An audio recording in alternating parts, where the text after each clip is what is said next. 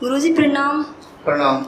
मैं रेखा पलवल से। जी जी जी, आप भी पलवल से ही हैं? हाँ जी। चलो, एक ही जगह रेखा और रेखा है। जी, आप बताइए। गुरुजी मैं एक आर्मी कैंटीन में जॉब करती हूँ जी। और मेरे हस्बैंड को गुजरे हुए 11 साल हो गए हैं, तो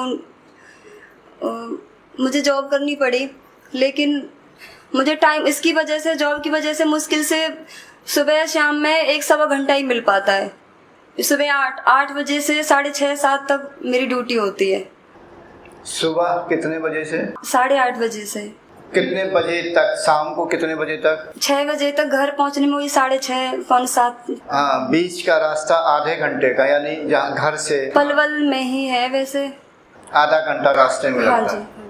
तो आपको कितना समय मिल पाता होगा, क्योंकि घर का काम करना हाँ पड़ता जी, होगा। बेटा है, फिर वो स्कूल जाता है, शाम को भी घर पे आके पूरा काम, और सुबह भी, तो 1-1.25 घंटा ही मिल पाता है मुझे। घर में और कौन कौन है?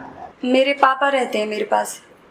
अच्छा, आपके पापा रहते। यहाँ आप किसके साथ आई हुई हैं? ये भैया भाभी हैं मेरे। भैया भाभी है? हाँ जी। गुरुजी मैं नौकरी से भी त्याग पत्र देना चाहती हूँ। मुझे जब से मतलब बहुत कष्ट, जीवन में बहुत संघर्ष है मेरे में। मैं बिल्कुल हार सी गई हूँ। मैं सब छोड़ के बस साधना करना चाहती हूँ। बस मुझे आपका आशीर्वाद मिल जाए। अगर आप साधना करना चाहती हैं तो एक अच्छी बात है, आपकी सोच बहुत अच्छी है। लेकिन साधना करने के लिए एक योग्य गुरु की आवश्यकता पड़ती है। उसके लिए आपको तलाश करनी होगी योग्य गुरु की। बिना योग्य गुरु की मार्गदर्शन में साधना में सफलता जल्दी नहीं मिलती। गुरुजी आप हैं बस। मेरा शटर डाउन हो गया है, हो रहा है, मैं कैसे मार्गदर्शन कर सकता हूँ आगे? हाँ, शायद कुछ साधक ऐसे निकल आए। मुझे नहीं पता इन साधकों कि कितना परिश्रम करेंगे और क्या मार्गदर्शन करेंगे आगे चल के, मुझे भी अपना पता नहीं है। जब तक मैं मार्गदर्शन करता हूँ तब तक आप आते रहिए, अच्छी बात है। चलो, हाँ, आपको अनुभूति होती है कुछ क्या? हाँ गुरुजी, बस कभी कभी, अब तो नहीं, जब टाइम बीच में नहीं मिला था 2-3-4 दिन से, तो पहले में मतलब ऐसा लगता था नीचे से कुछ ऊपर हो रहा है यहाँ से, और दबाव सा बढ़ता है नीचे जब ध्यान पे बैठती हूँ। जी। और प्राणायाम करते हैं? हाँ क्या? जी, प्राणायाम। कुंभक लगाते हैं? कुंभक मेरा 1 मिनट तक का ही लगता है बस। 1 मिनट का, कोई बात नहीं। 2 बार प्राणायाम करते हैं? हाँ, शाम को थोड़ा ही टाइम मिलता है मुझे बस। देखो, खैर समय का अभाव होगा, लेकिन फिर भी प्राणायाम करने के लिए आप समय निकाल लीजिए। अगर आप आध्यात्मिक उन्नति चाहती हैं तो 2 बार प्राणायाम भरपूर कीजिए। भरपूर का मतलब पूरा समय दीजिए, यानी सुबह 15 मिनट कठोरता से करिए। मैं इसीलिए नौकरी छोड़ना चाहती हूँ गुरुजी। जी, नौकरी छोड़ना चाहती हूँ, इसीलिए बस मैं साधना करना चाहती हूँ। देखो, अब मुझे आपके घर की परिस्थितियाँ नहीं मालूम है। नौकरी छोड़ेंगे, आपने बताया कि मेरे बच्चे हैं। जब बच्चे हैं तो उनकी जिम्मेदारी बनती है। ठीक है, आपकी परिस्थितियाँ थोड़ी कठिन हैं, तो फिर पढ़ाने की, खर्चा के लिए, गृहस्थी में तो बिना पैसे की गृहस्थी क्या है? जैसे भी परमात्मा सब हो जाएगा गुरुजी बस। देखो, पुरुष होने के मैं तो यही कहूँगा कि पुरुष लोग तो ऐसा सोच सकते हैं कि चलो भाई, परमात्मा जो देगा ठीक है, लेकिन एक लड़की या स्त्री होने के नाते मेरी पेंशन आती है गुरुजी, मैं उसी में गुजारा कर लूंगी। हाँ, ऐसा बोलो फिर ठीक है। अगर आपके लिए ऐसा है कि आपके परिवार का, यानी आपका और आपके बेटे का जीवन यापन हो सकता है, तो एक थोड़ी कठिनाई जरूर आई, क्योंकि पेंशन थोड़ी है गुरुजी, पर जैसे भी हो जाएगा गुजारा। मुझे साधना करनी, इससे नौकरी की वजह से मुझे बहुत अवरोध होता है, और जीवन में इतना कष्ट है कि जहाँ देखूं वहीं हर रोज।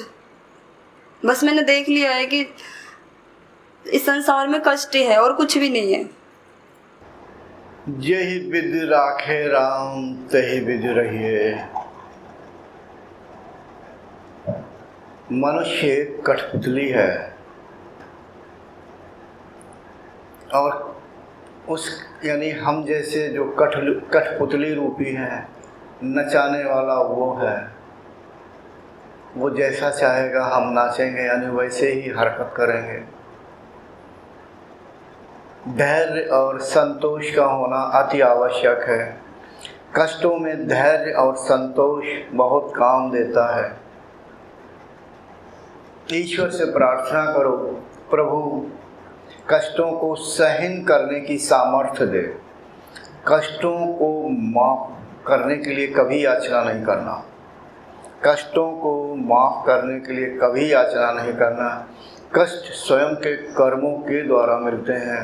अगर ईश्वर से मांगना है तो सहनशीलता मांगो, ठीक है। अब मैं क्या कह सकता हूँ, चलो आपकी सोच अच्छी है और आपके ये भाई साहब हैं, मैं तो भाई इतना ही कह सकता हूँ कि अपनी बहन का ज़रूरत पड़े तो सहयोग करते रहिए आर्थिक रूप से,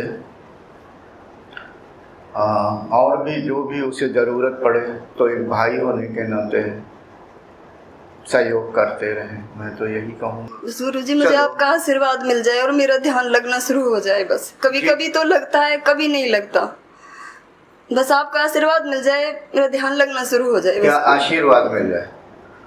देखो, मैंने अभी कहा कि मेरा आशीर्वाद सभी के साथ है। सत्य तो ये है कि जब आप स्वयं अभ्यास करेंगे तो आपका ध्यान लगने लगेगा। जब ध्यान लगने लगे, आपको अनुभूति होने लगे, अगर मैं मार्गदर्शन कर रहा हूँ तो आप आ जाना, मैं आपको सहयोग कर दूँगा, ठीक है। अभ्यास करो, कठोरता के साथ अभ्यास करो। जीवन में कष्ट आते हैं, आते रहेंगे। इन कष्टों को भोगते रहिए और आगे के जीवन में आगे की ओर बढ़ते रहिए। आपकी एक चीज़ अच्छी लगी कि आप अध्यात्म मार्ग पर चल रही हैं। आप समय निकालिए, अभ्यास करिए, और अगर मैं मार्गदर्शन कर रहा हूँ, मैंने उचित समझा तो आपका सहयोग कर दूँगा। धन्यवाद। प्रणाम। Thanks for watching. Remember to like, comment and subscribe.